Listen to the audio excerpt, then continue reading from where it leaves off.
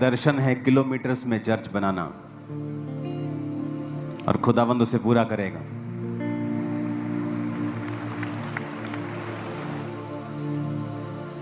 आज एक इंपॉर्टेंट, इन विषयों पर मैं नहीं चाहता हूं बात करना, लेकिन पवित्र आत्मा चाहता है बात करना। तो मेरा यह विश्वास है कि आप लोग आज एक प्रीचर को नहीं सुन रहे, आज एक टीचर को सुन रहे हो। तो अपनी बाइबल्स खोल लो। अगर आपके पास पेन कॉपी नहीं है तो फोन खोल के नोटपैड खोल लो और उसे नोट करो, क्योंकि आज प्रीच नहीं होगा, आज टीच होगा। तो टीच में टाइम लगेगा, बहुत सारी वर्सेस होंगी, क्योंकि परमेश्वर यह चाहता है कि उसकी कलीसिया वचन की शिक्षा में कभी भी कमजोर ना हो। एक बात दिमाग में आपको रखनी होगी कि परमेश्वर जो है वो एक सा है, वो बदला नहीं। शुरू से लेके अब तक पुराने नियम में कुछ चीजें अलग थी, नए नियम में अलग थी, लेकिन परमेश्वर चेंज नहीं हुआ। पुराने नियम में भी वो कहता था व्यभिचार ना कर, नए नियम में भी वो कहता है। पुराने में भी वो कहता था अपने माता पिता का आदर कर, अब नए नियम में भी वो यही कहता है। पहले आंख के बदले आंख मांगी जाती थी, उसका भी मैं आपको मतलब समझा चुका हूं कि प्राण के बदले अगर प्राण ना होता तो यहूदी कौम ही नाश हो जाती, यीशु मसीह आते ही नहीं।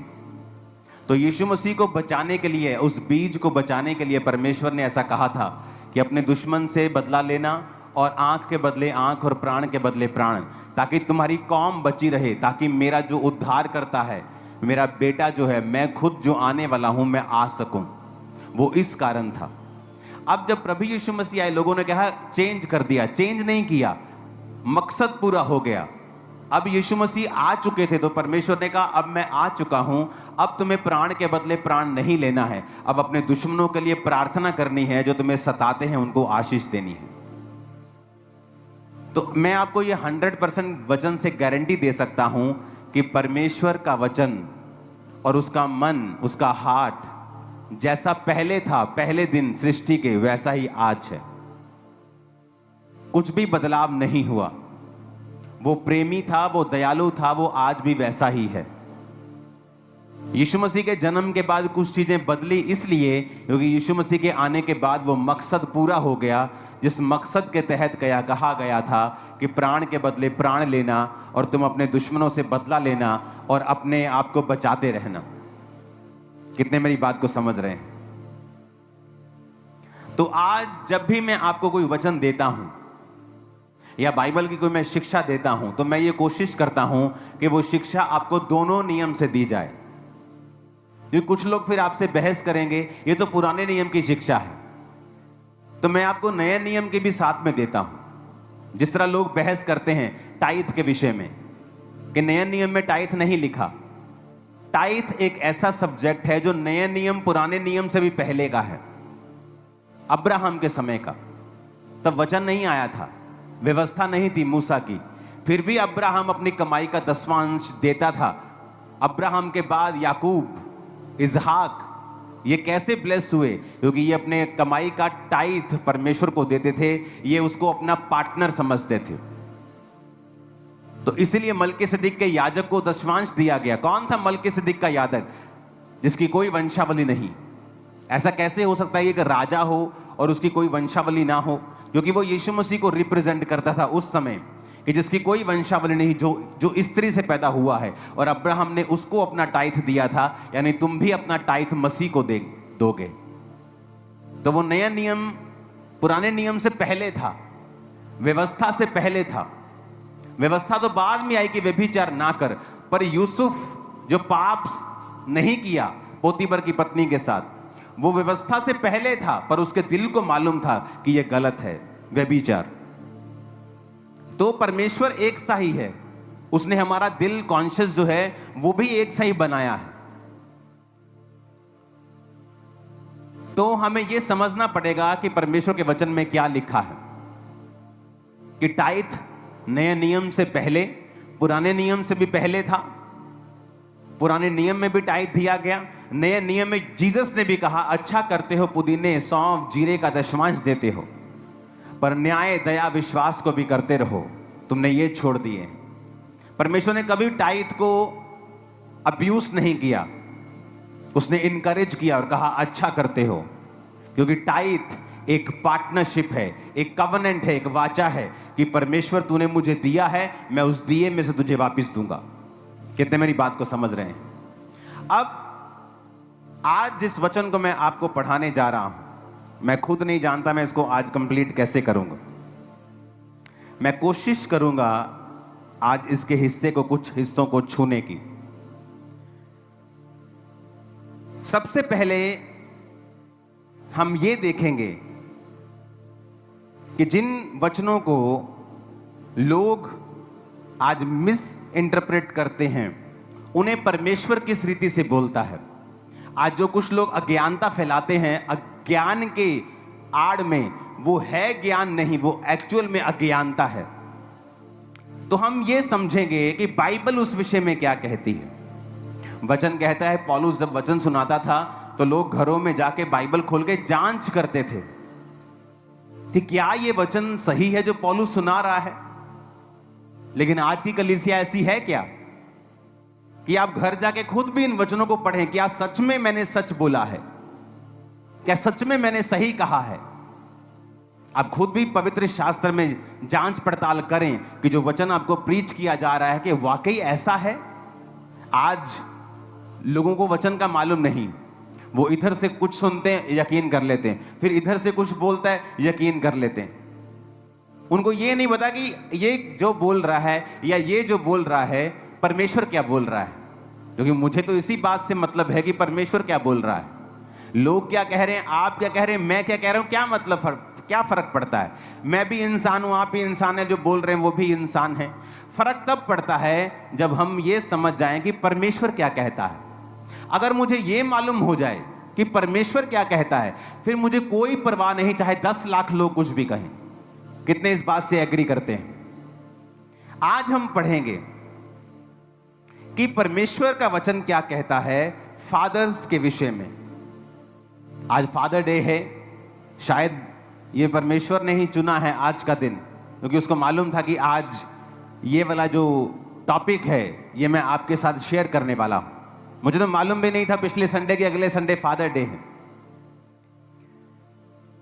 लेकिन मैं ये जानता हूं कि परमेश्वर ने ये वचन आप लोगों के लिए आज दिया है। सबसे पहले हम फादर को पढ़ते हैं उत्पत्ति 2 उसकी 24 आयत में। मैं आपको वचन समझा दूं, उसके बाद हम आगे चलेंगे। उसमें लिखा है, इस कारण पुरुष अपने माता पिता को छोड़कर अपनी पत्नी से मिला रहेगा और वो एक तन बने रहेंगे। यहां पर पिता शब्द आया है। फादर शब्द उत्पत्ति में ही आ गया था, और उस उत्पत्ति शब्द को जब हम पढ़ते हैं, अगर आपके पास इब्रानी भाषा की बाइबल है तो उसे भी एक बार जरा दिखा दीजिए। Therefore shall a man leave his father and mother। वो जो फादर के साथ H1 लिखा है, H1 का मतलब अब, पिता, फादर। H1 इब्रानी भाषा, दुनिया की पहली भाषा, उसका पहला शब्द है H1, जिसका मतलब है फादर। यानी खुदा ने चुना कि इब्रानी भाषा का जो पहला शब्द होगा, जो भाषा ओरिजिनल भाषा है दुनिया की, उसका पहला शब्द होगा अब, यानी फादर। तो अब हम इस बात को समझेंगे और हम चलेंगे दूसरा राजाओं के पास। उसकी 2 अध्याय को हम खोलेंगे। दूसरा राजा उसकी 2 अध्याय उसकी 1 आयत। जब यहोवा एलिय्याह को बवंडर के द्वारा स्वर्ग में उठा लेने को था, तो एलिय्याह अलीशा दोनों गिलगाल से चले। एलिय्याह ने अलीशा से कहा, यहोवा मुझे बेतेल तक भेजता है, तू यहीं ठहरा रहे। अलीशा ने कहा, यहोवा के और तेरे जीवन की शपथ, मैं तुझे नहीं छोड़ने का। इसलिए वो बेतेल को चले गए। बेतेलवासी भविष्यद्वक्ताओं के चेले एलीशा के पास आकर कहने लगे, क्या तुझे मालूम है यहोवा तेरे स्वामी को आज तेरे ऊपर से उठा लेने पर है? उसने कहा, हां मुझे भी मालूम है, तुम चुप रहो। अगर किसी व्यक्ति को आप जानना चाहते हैं, आप उसके शब्दों से उसे जानते हैं। बाइबल कहती है जो तुम्हारे मन में भरा हुआ है वही तुम्हारे मुंह के ऊपर होगा। यहां पर जो आप पुस्तक पढ़ रहे हैं, दूसरा राजा 2 अध्याय, दूसरे राजा पुस्तक जो पढ़ रहे हो, आप जानते हैं इस पुस्तक का लेखक कौन है? इस पुस्तक का जो लेखक है वो है प्रॉफेट यिर्मयाह। यिर्मयाह, यशाया, यहोजकेल, दानियल, these are the major prophets. इन्हें मेजर प्रॉफिट्स कहते थे। अबोधा, मीका, योना, these are the minor prophets. इन्हें माइनर प्रॉफिट्स कहते थे। तो ये जो मेजर प्रॉफिट्स बाइबल में जो लिखे हैं, यशाया, यिर्मयाह, दानियल, यहोजकेल, तो एक मेजर प्रॉफिट ने ये पुस्तक लिखी है। आप लूका की पुस्तक पढ़ें, सब पुस्तकों में लिखा हुआ है और परमेश्वर ने उसको चंगा किया। लेकिन लूका एक डॉक्टर था, लूका एक वैद्य था। जब लूका अपनी पुस्तक को लिखता था तो उसने लिखा है, प्रभु यीशु मसीह ने अपना हाथ इस पर रखकर इसको चंगा किया। उसने पूरी डिटेल में हीलिंग लिखी है। अगर आपको हीलिंग अच्छी तरह से पढ़नी है तो लूका की पुस्तक पढ़ें। क्यों? क्योंकि लूका की पुस्तक में जो चंगाई की डिटेल लिखी है वो एक डॉक्टर के नजरिए से लिखी है, कंप्लीट एंड तकरीबन कंप्लीट। हम सब एक जैसे हैं, पर अगर एक मछुआरा डिटेल को लिखेगा वो उस तरह से नहीं लिख पाएगा जिस तरह से डॉक्टर लिख देगा। तो लूका एक डॉक्टर था, एक वैद्य था। तो उसने जब जीसस की हीलिंग्स को लिखा, उसने बड़ी डिटेल में लिखा है कि कब किसने यीशु को छुआ, यीशु ने छुआ या कैसे चंगा किया, बुखार को डांटा और हाथ रखा। बाकियों ने कहा कि यीशु ने उसे चंगा किया, लेकिन उस लूका की अगर आप पुस्तक पढ़ेंगे तो उसने अकेली हीलिंग डिटेल में लिखी। मैं आपको क्यों बता रहा हूं ये? क्योंकि मायने रखता है कि पुस्तक जिसने लिखी है उसका राइटर कौन है। तो इस पुस्तक का जो राइटर है वो एक मेजर प्रॉफिट है, यिर्मयाह। तो जब कोई मेजर प्रॉफिट या आप किसी प्रधानमंत्री को जब भाषण देते हुए सुनते हैं, आप उनके शब्दों का चुनाव अगर देखते हैं तो एक गली का जो लीडर होगा और प्रधानमंत्री के भाषण में बहुत फर्क होता है। पोप साहब भाषण देने के लिए जब आते हैं या वचन देने के लिए आते हैं या कोई स्पीच देते हैं, आप उनके शब्दों को देखो, नपे तुले, क्लीन, वेरी पावरफुल वो अपना वचन देते हैं। या कोई भी स्पीच भी अगर देते हैं, नॉर्मल स्पीच भी देते हैं, मीडिया के साथ भी, कुछ भी साथ, आप कोई भी देख लो।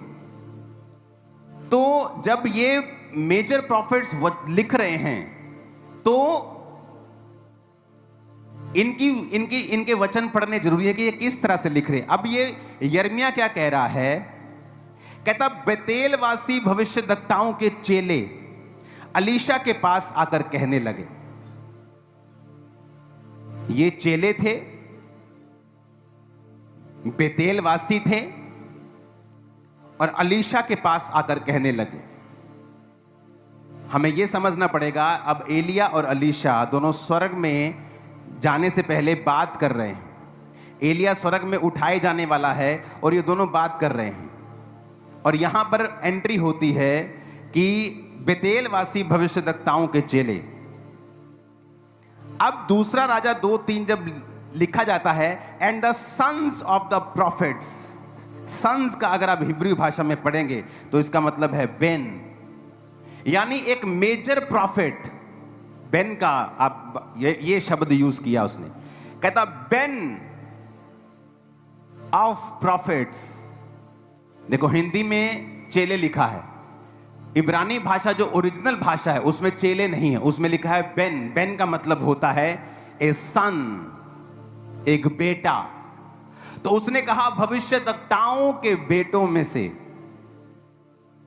एलीशा के पास आकर वो कहने लगे कि यहोवा तेरे स्वामी को ऊपर उठा लेने को है। क्या वो एलिया के शारीरिक बेटे थे? नहीं, वो उसके आत्मिक बेटे थे। अगर आत्मिक पुत्र, आत्मिक पिता का कॉन्सेप्ट नहीं होता तो एक मेजर प्रॉफिट ये गलती नहीं करता।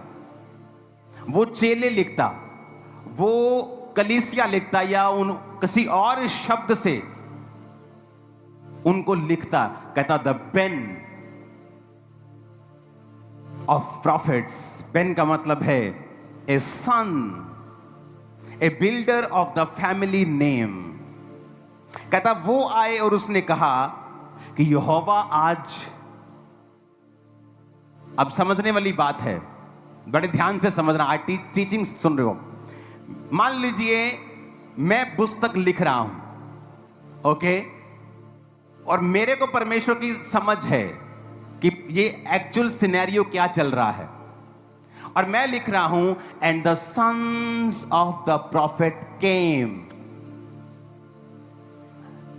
सन्स, वो सारे सन, सारे फॉलो करने वाले आए और कहने लगे। अब वो अगली बात जो लिख रहा है वो अपनी तरफ से नहीं लिख रहा, वो वही स्टेटमेंट लिख रहा है जो उन बच्चों ने एलीशा को दी। क्या कहता? आज यहोवा तेरे स्वामी को स्वर्ग पे ऊपर उठा लेने को है।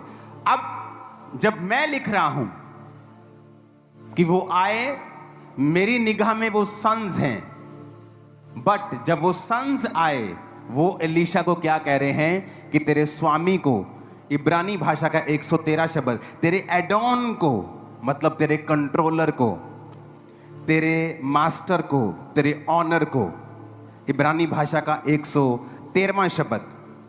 अब समझने वाली बात यह है, परमेश्वर का जो मसा था वो चेलों के ऊपर क्यों नहीं आया? क्योंकि जो दूसरे चेले थे, क्योंकि यिर्मयाह ने जब ये पुस्तक लिखी तो उसने वो अपनी तरफ से लिखा जो वो समझता था, जो है था कि the sons of the prophets came. पर आगे जो उसने लिखा वो स्टेटमेंट थी जो सन्स ने दी थी, क्या कि आज तेरा पिता तेरे कंट्रोलर को स्वर्ग में उठा लेने को है। मतलब वो भी पूरी तरह से फादर सन रिलेशनशिप में एलिया के साथ नहीं थे। इसीलिए परमेश्वर ने अपना मसा उन चेलों की बजाय एलीशा को दिया था। क्यों?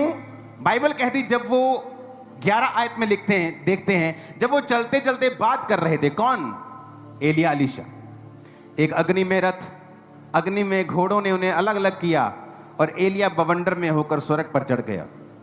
एलीशा देखता और पुकारता रहा, बोलता रहा, हाय मेरे पिता। क्या बोलता रहा? हाय मेरे पिता। इसको इब्रानी भाषा में पढ़ेंगे, ये वही पिता शब्द है। लोग बोलते शायद उसने बुजुर्ग कहा हो, शायद उसने कुछ अलग कहा हो, ये वही शब्द है, H1। अब वही शब्द जो प्रभु के मुंह से निकला था कि इंसान अपने माता पिता को छोड़कर, ये वो वचन है जो खुदा के मुख से निकला था। अब यही वचन एलीशा ने कहा, हाय मेरे पिता, हाय मेरे अब।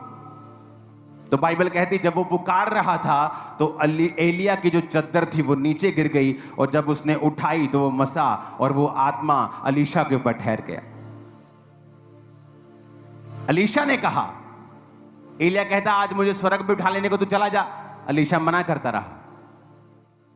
जब उसने बार बार मना किया तो उसने, एलिया ने कहा तुझे क्या चाहिए बता। उसने कहा मुझे तेरी आत्मा का दुगना भाग चाहिए। बहुत से लोगों को पता क्या लगता है दुगना भाग मतलब? अगर एलिया के पास 100 मसा था तो एलीशा के पास 200 था। ऐसा नहीं है।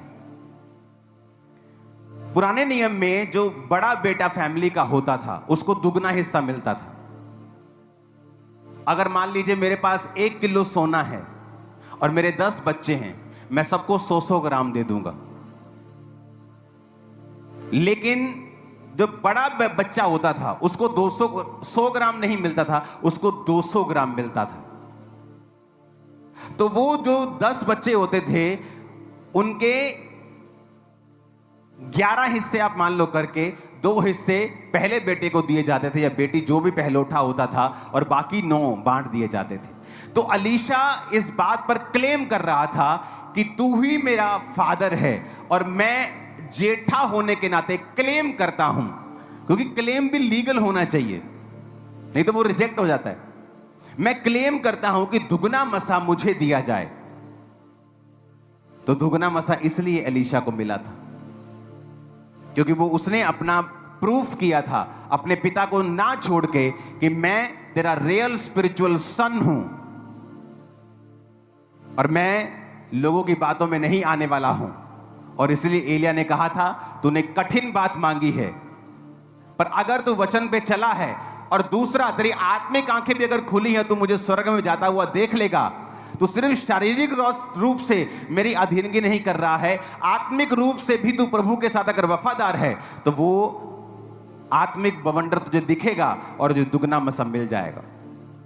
कितने मेरी बात को समझ रहे हैं? तो यहां पर Elisha is not only faithful to God and to his mentor, to his spiritual father also. वो खुदा के साथ भी वफादार है, इसलिए स्पिरिचुअल आईज ओपन है, आत्मिक बवंडर को वो देख पाया, और अपने मेंटर के साथ भी वो वफादार है। और जब वो कह रहा है चला जा, उसे डांट रहा है, भगा रहा है, वो गया नहीं, और क्लेम कर रहा है कि I am your elder son and give me double portion. जो तेरी आत्मा का है, मुझे डबल पोर्शन चाहिए। कितने मेरी बात को समझ रहे हैं? हमें ये बड़े ध्यान से समझने की जरूरत है। और ये वही शब्द है जब उसने कहा, हे मेरे पिता, हाय मेरे पिता, जो H1 से निर्धारित किया गया, जो यहोवा के मुख से खुद निकला था कि मनुष्य अपने माता और पिता से अलग रहेगा और अपनी पत्नी से मिला रहेगा। 14 आयत में लिखा था, उसने एलिया की वो चद्दर जो उससे गिरी थी पकड़कर जल पर मारी और कहा, एलिया का परमेश्वर यहोवा कहां है? जब उसने जल पर मारा तब वो इधर उधर 2 भाग हो गया और अलीशा पार हो गया। क्या कहा उसने? एलिया का परमेश्वर यहोवा कहां है? ये बाइबल सिखा रहा हूं मैं आपको। अगर आप इस पार्ट को नहीं समझेंगे तो आप स्वर्ग चले जाएंगे, लेकिन आप एक शिक्षा को मिस कर देंगे। इस धरती के ऊपर एक एक्स्ट्रा लाइफ को मिस कर देंगे। एक एक्स्ट्रा अनॉइंटिंग आपकी लाइफ के ऊपर आना चाहती है, एक्स्ट्रा ग्रेस रहती है उन लोगों के ऊपर जो अपने मेंटर के साथ वफादार हैं, आप वो मिस कर देंगे, स्वर्ग चले जाएंगे। कोई स्वर्ग, आपने मुंबई जाना है तो आप प्लेन में भी जा सकते हैं, चार्टर्ड प्लेन में जा सकते हैं, कमर्शियल प्लेन में जा सकते हैं, फिर ट्रेन में जा सकते हैं, बस में जा सकते हैं, बाइक पे जा सकते हैं, गाड़ी पे जा सकते हैं, साइकिल पे जा सकते हैं, पैदल भी जा सकते हैं। तो स्वर्ग सब चले जाएंगे जो जीसस पे यकीन करते हैं और बैप्टाइज्ड हैं। लेकिन कोई स्वर्ग घिसट घिसट के जा रहा है, दुनिया में दुखी होके जा रहा है, क्योंकि उसके पास नॉलेज नहीं है, एपिग्नोसिस, प्रैक्टिकल नॉलेज क्राइस्ट की नहीं है कि इस दुनिया में रहकर आप कामयाब होकर जा सकते हैं, आप फेल होकर भी वहां जा सकते हैं। बहुत से लोग हैं जो फेल हैं, अपने बिजनेस में फेल, अपने सेवकाई में फेल, अपने परिवार में, सब जगह फेल हैं। जा वो भी स्वर्ग रहें, क्योंकि वो वचन को पहचानना नहीं चाहते हैं, वो वचन को प्रैक्टिकली समझना नहीं चाहते हैं, क्योंकि मुश्किल है परमेश्वर के रियल वचन के ऊपर चलना। अब यहां क्या होता है, वो कह रहा है परमेश्वर, एलिया का परमेश्वर कहां है? और जल 2 भाग हो गया। अगर उसने गलत बोला होता तो जल 2 भाग कभी ना होता।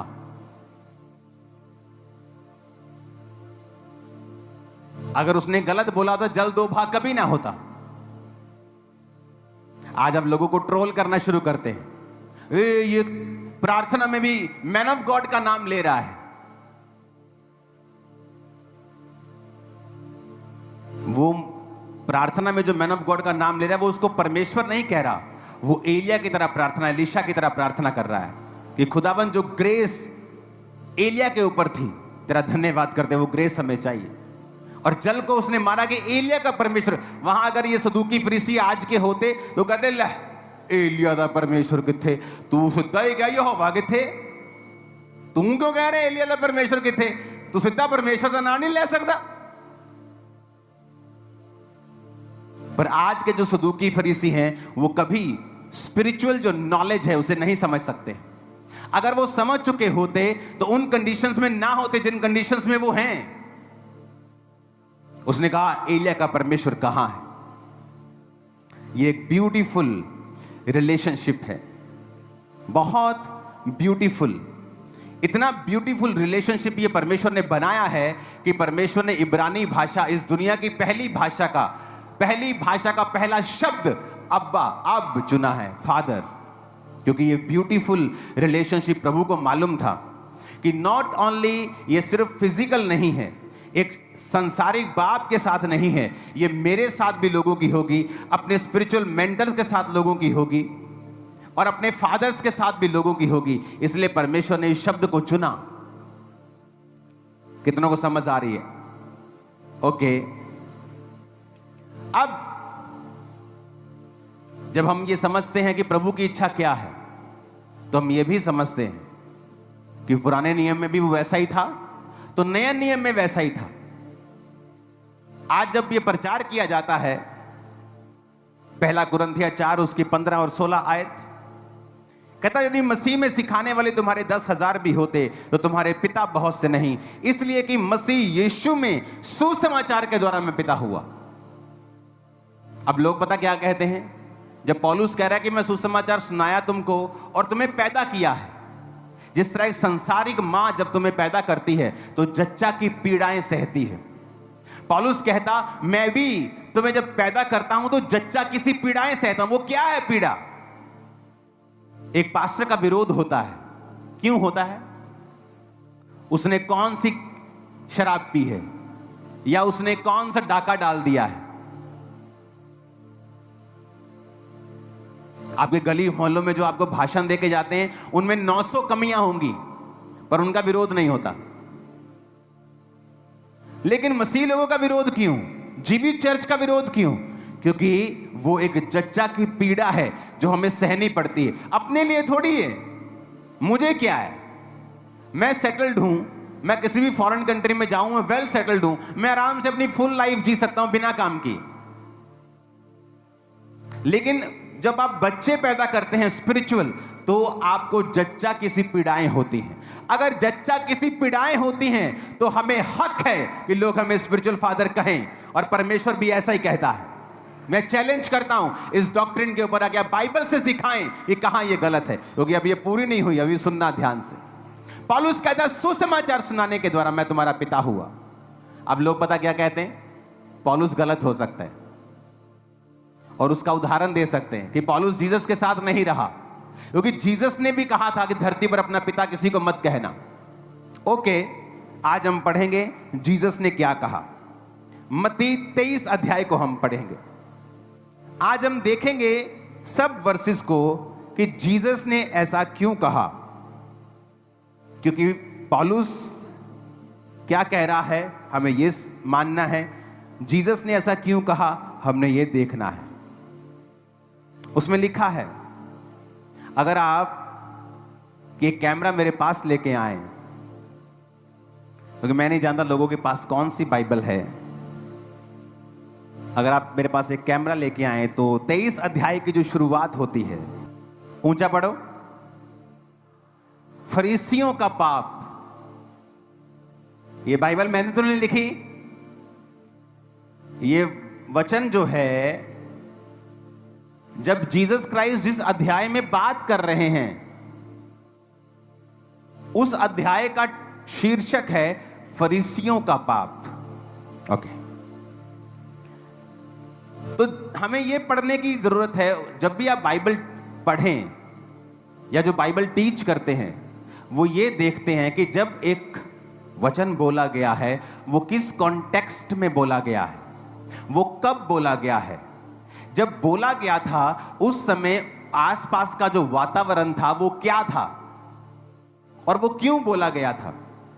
अगर आप इस बात को नहीं समझेंगे आप अधूरे ज्ञानी हैं, और अधूरा ज्ञान खतरनाक होता है। फरीसियों का पाप, ये जो अध्याय है 23, जीसस क्राइस्ट ने फरीसियों की क्लास लगाई है इसमें। सुनो अब आगे। तब यीशु ने भीड़ से और अपने चेलों से कहा। अब यहां पर भीड़ भी है, चेले भी हैं, लेकिन बात हो रही है फरीसियों के पाप की।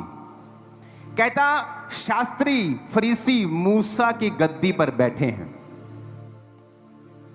जो तुम्हें वो कहें वो कहना करना और मानना, परंतु उनके से काम मत करना, क्योंकि जो खुद वो कहते हैं वो करते नहीं। इस वचन को पढ़ेंगे, कोई पढ़े इस वचन को, 23 उसकी एक आयत से।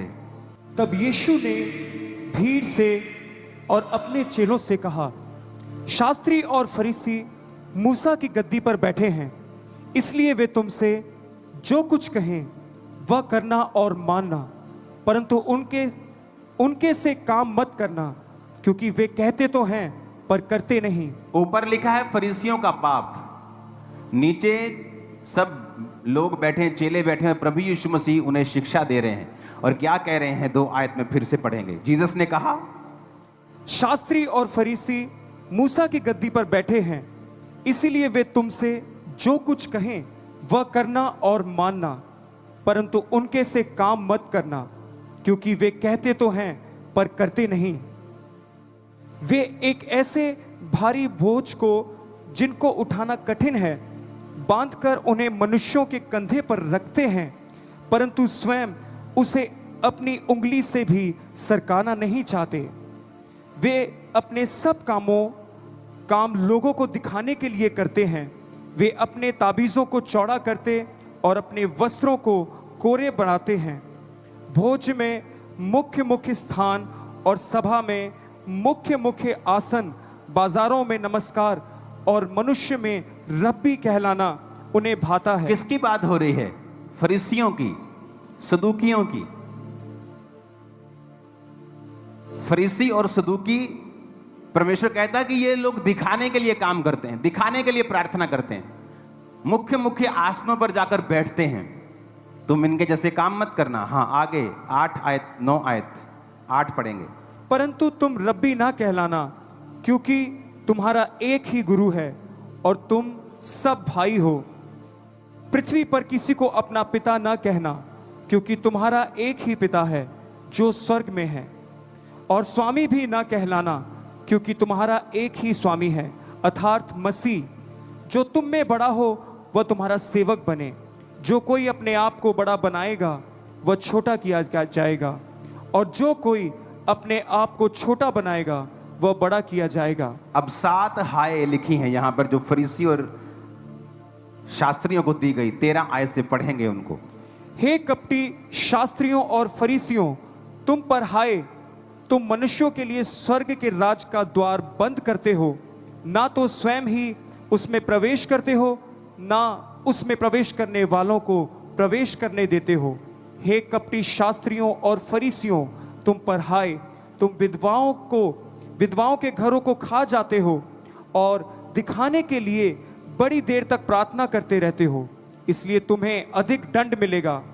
हे कपटी शास्त्रियों और फरीसियों, तुम पर हाय, तुम एक जन को अपने मत में लाने के लिए सारे जल और थल में फिरते हो, और जब मत में वह आ जाता है तो उसे अपने से दूना नारकीय बना देते हो।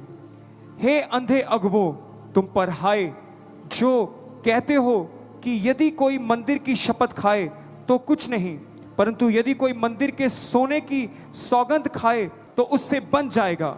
हे मूर्खों और अंधों। कौन कह रहा है मूर्खों और अंधों? कौन कह रहा है? प्रभु यीशु मसीह कह रहे हैं। कहता है हे मूर्खों, हे अंधों।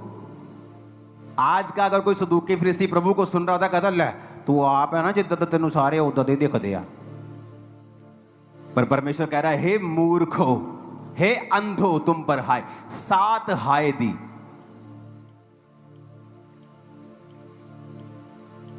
जब चेले बैठे हैं सामने, लोग बैठे हैं, वहां पर पतरस बैठा है, मेरे को बताओ कि नहीं बैठा? बताओ बैठा है कि नहीं? सुना नहीं मेरे को? बैठा है ना? पहली आयत पढ़ो फिर से। यीशु ने भीड़ से और अपने चेलों से कहा। अब फरीसियों के बारे में बात शुरू हो रही है। कौन कौन मौजूद है वहां? भीड़ भी और चेले भी। तो चेलों में पतरस था कि नहीं? अरे पतरस तो नंबर 1 चेला था कि नहीं वहां? जब प्रभु यीशु मसीह बैठे हैं, ओके, वो सुना रहे हैं, इधर भीड़ बैठी है, इधर चेले बैठे हैं, तो परमेश्वर फरीसियों और शास्त्रियों के बारे में बात कर रहा है और परमेश्वर कह रहा है कि तुम इनको अपना पिता मत कहना, तुम इनको अपना रब्बी मत कहना, अपना स्वामी ना कहना। समझ आ रही मेरी बात? तो पतरस वहां था, तो क्या पतरस कभी वचन तोड़ता परमेश्वर का? नहीं। अगर तोड़ता तो बाइबल उससे कभी मेंशन करती कि इसने वचन तोड़ा है, क्योंकि पतरस ने जहां गलती की तो लिखा है कि पतरस पहले खतना रहितों के साथ खाना खाता था, बाद में वो डर गया और खतना रहितों के साथ खाना खाना बंद कर दिया। सब लिखा है बाइबल में, किसी की गलती को छुपाया नहीं गया। लोग बोलते हैं कि पौलुस कहता है जी, क्योंकि वो उस समय वहां नहीं था जब जीसस ने कहा, तो उसको वचन की नॉलेज नहीं थी। चलो ये भी पढ़ाते हैं आज आपको। पहला पतरस 5 उसकी 13 आयत में लिखा है, ये पतरस ने लिखी है, वही पतरस जो उस समय जीसस के सामने बैठा था। The church that is at Babylon, elected together with you, saluteth you, and so doth Marcus my son. सन का इब्रानी भाषा का शब्द यूनानी भाषा नए नियम में लिखी गई है। यूनानी भाषा का मतलब है 5207 शब्द, इसका मतलब है उहियोस, मतलब सन। अब मरकुस आपको मालूम होना चाहिए कि वो जीसस क्राइस्ट का चेला था, वो पतरस का शारीरिक पुत्र नहीं था। अगर जीसस ने कहा कि धरती पर पिता नहीं कहना, तो पतरस वहां पे क्यों कहेगा मैं और मेरा पुत्र मरकुस तुम्हें नमस्कार कहते हैं? वो नहीं कहेगा, क्योंकि परमेश्वर ने कहा ही नहीं है अपने आत्मिक लोगों को। उसने तो फरीसियों सदूकी को कहा है, जो विरोध करते हैं ना आत्मिक मदर फादर का, वो एक्चुअल में फरीसी सदूकी, उनको परमेश्वर ने कहा कि तुम पिता मत कहलवाना। वो एक्चुअल में सदूकी फरीसी है, क्योंकि उनको शौक था लोग हमारी इज्जत करें। क्योंकि जब पाप माफ करवाने होते थे तो सदूकी फरीसियों के पास लोग जाके तौबा करते थे। परमेश्वर कहता है ऐसे मत बनना। अब अगर आपने पाप माफ करवाने हैं तो मैं ये नहीं कहता हूं मेरे पास आओ, मैं तुम्हारे लिए प्रार्थना करूंगा। मैं आपको बोलता हूं जाओ और खुदा से प्रार्थना करो, वो तुम्हारे पाप माफ करेगा, क्योंकि वो तुम्हारा परमेश्वर है। अब बदल गया है, लेकिन आत्मिक शिक्षा चेंज नहीं हुई है। यहां पर पतरस कह रहा है मैं और मेरा पुत्र मरकुस तुम्हें नमस्कार कहते हैं। अगर जीसस ने ऐसा कहा तो फिर एक और बात उसने कही है, कहता फिर धरती पर किसी को रब्बी और टीचर भी ना कहना। फिर अपने टीचर को टीचर क्यों बोलते हो तुम लोग? हैप्पी टीचर टीचर डे क्यों करते? बंद कर दो, क्योंकि जीसस ने कहा धरती पर फिर टीचर भी किसी को नहीं बोलना। पर तुम सिर्फ पिता के पीछे क्यों पड़े हो? क्योंकि तुम शैतान से हो, और तुम इस ब्यूटीफुल जो रिलेशनशिप है, जो एक आत्मिक परमेश्वर ने कलीसिया को एक गिफ्ट दिया है, तुम उसे खराब करना चाहते हो, जबकि ये होगा नहीं। तो परमेश्वर ने भी यही कहा कि धरती पर रब्बी ना कहना। रब्बी कौन थे? सिखाने समझाने वाले। टीचर ना कहना किसी को। अगर आप इस शब्द को यूनानी भाषा में पढ़ेंगे तो उसने कहा धरती पर किसी को टीचर ना कहना, तो आप क्यों हैप्पी टीचर डे बोलते हो? फिर अगर उसने कहा कि धरती पर अपना पिता किसी को नहीं कहना, तो फिर अपने पिता को पिता क्यों कहते हो? घर पे अपने पिता को ब्रो क्यों नहीं कहते हो? कह के देखो एक बार डैडी को, ए ब्रो, तो डैडी जुत्ती लेकर तुम्हारा ब्रो सीधा कर देगा पूरा। अगर जीसस ने कहा कि धरती पर अपना पिता किसी को नहीं कहना, तो वही जीसस मत्ती 19 में, वही सेम जीसस क्राइस्ट मत्ती 19 की 17 में क्या कहते हैं? कहता, पढ़ना इसको क्वायर में से कोई, 17 में। तब यीशु ने उससे कहा तू मुझसे भलाई के विषय में क्यों पूछता है? भला तो एक ही है, पर यदि तू जीवन में प्रवेश करना चाहता है तो आज्ञाओं को माना कर। उसने उससे कहा कौन सी आज्ञाएं? यीशु ने कहा यह कि हत्या न करना, व्यभिचार न करना, चोरी न करना, झूठी गवाही न देना, अपने पिता और अपनी माता का आदर करना। अब ये बताओ, अगर जीसस ने कहा कि धरती पर अपना पिता किसी को नहीं कहना, वो अपने मुंह से फिर क्यों कहेगा अपने पिता और माता का आदर कर? क्योंकि जीसस क्राइस्ट जब ये वचन दे रहे थे चेलों को, सदूकियों और फरीसियों के बारे में, वो उनके बारे में शिक्षा दे रहे थे। वो तो खुद ये कह रहे हैं कि एक आदमी आके प्रभु से कहता है मुझे आज्ञा सिखा। कौन सी आज्ञा है? व्यभिचार ना कर पुत्र, ठीक है प्रभु। चोरी ना कर, ठीक है। अपने माता पिता का आदर कर। अगर जीसस ने कहा है कि माता कहना ही नहीं, पिता कहना ही नहीं, तो फिर वो क्यों कहेगा अपने माता और पिता का आदर कर? तो हमें यह समझना पड़ेगा कि जब वो वचन दिया गया, वो फरीसियों के ऊपर 7 हाय दी गई हैं मत्ती 23 में। फिर फरीसियों के पीछे परमेश्वर क्यों लग गया? क्योंकि वो फरीसियों के लिए वचन था कि तुम पर हाय, हे मूर्खो, हे अंधो। जाओ अब जीसस को ट्रोल करो। ना जीसस को परवाह है, ना उसके चेले को परवाह है। हालेलुया। तो उसने क्या कहा? 13 आय से लेके 7 हाय शुरू होती हैं। और देखो नीचे 25 में कपटी शास्त्री फरीसी, 24 में हे अंधे अगुवो, 26 में हे अंधे फरीसी, 27 में हे कपटी शास्त्री फरीसी, 29 में हे कपटी शास्त्री और फरीसी। जीसस कह रहे हैं देखो, हर वचन के साथ अंधा, मूर्ख, अंधा अगुआ, कपटी शास्त्री, खे कपटी शास्त्री फरीसी। परमेश्वर से क्यों कहते? क्योंकि वो कपट से वचन प्रचार करते थे, अपने फायदे का वचन प्रचार करते थे। आज मैं आपके लिए प्रेयर नहीं करने वाला हूं, इसलिए आज मैं लंबा वचन तैयार करके आया हूं। मुझे मालूम है ये वचन आपको सदा के लिए डिलीवर कर देगा और शैतान आपकी लाइफ से शर्मिंदा होगा। अब यहां पर फिर जीसस ने यह भी कहा है कि टीचर मत कहो, स्वामी मत कहो, किसी को बॉस मत कहो। फिर क्या अपने अपने अपने ऑफिस में जाके क्या बोलोगे? बॉस को बॉस नहीं कहोगे, स्कूल में टीचर को टीचर नहीं कहोगे, घर में पिता को पिता नहीं कहोगे। जीसस के पास बुद्धि है, बुद्धि उससे निकली है, वो ऐसी बातें नहीं कर सकता। जब उसने ऐसी बातें की, वो फरीसियों और सदूकियों के बारे में अपनी सारी अंदर की जो परमेश्वर के अंदर जो शिक्षा थी उन्हें दे रहा था कि अंधे, ये अगुवे, ये अंधे अगुवे, ये मूर्ख हैं, इनको अपना पिता मत कहो, ये तुम्हारा पाप माफ नहीं